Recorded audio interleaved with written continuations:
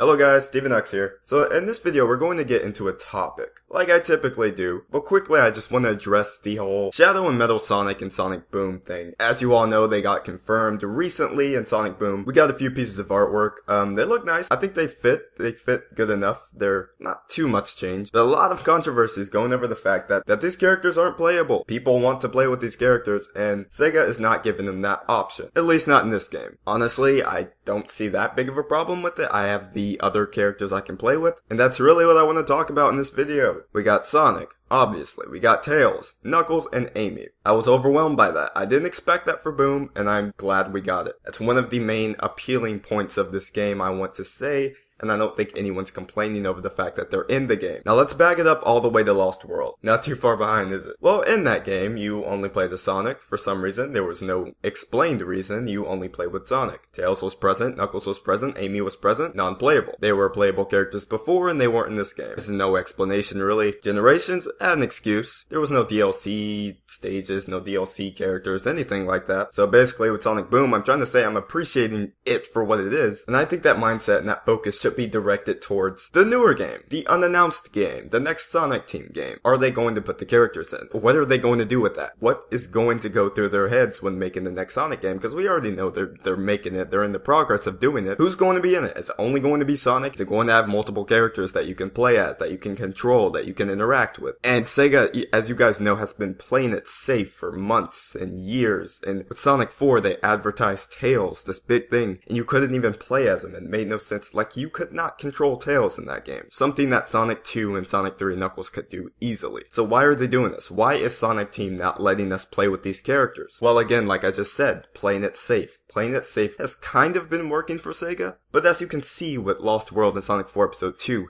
those got mixed reviews. It's not working for them anymore. And I want Sega to know that after Sonic Boom, it's time.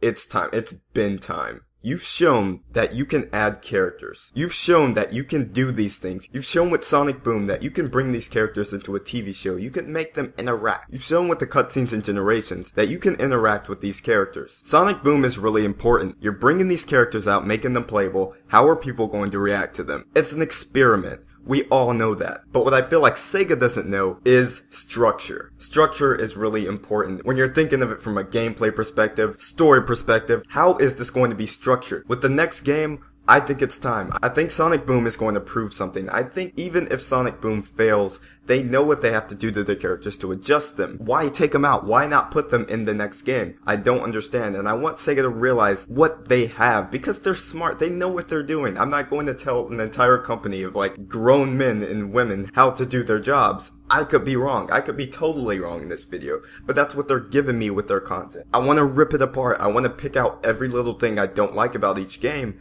and it shows. I want to play with these characters, and if they're not going to put them in the next game, I don't know what they're going for. I don't know what they want Sonic to be. I don't know what they think he stands for, but not trusting your fan base, that's like having doubt in what created you. Newsflash. A lot of people know and like this series because of these characters. What they were going for before seems like it's not working now. So Sonic Boom is literally that gateway for what they wanted Sonic to be. A new, appealing icon, because he's kind of dying out, to be honest. And I say that by means of overall video game acclaim. It just wouldn't make sense to exclude those characters in these newer games. It's time. It is time for adjustments. It is time for structure. Honestly, as much as I've been trying to keep up with Sonic Boom, I've been getting very bored with Sonic. And I can say that for a lot of people. People who comment on my videos think the exact same thing. So I have that to build off of. I have that evidence to put this into my argument. And it really hurts with Sonic because this was a series that was always thinking. It was always improving something. After completing each game, it always left you with something. I was always interested in something. And I really want change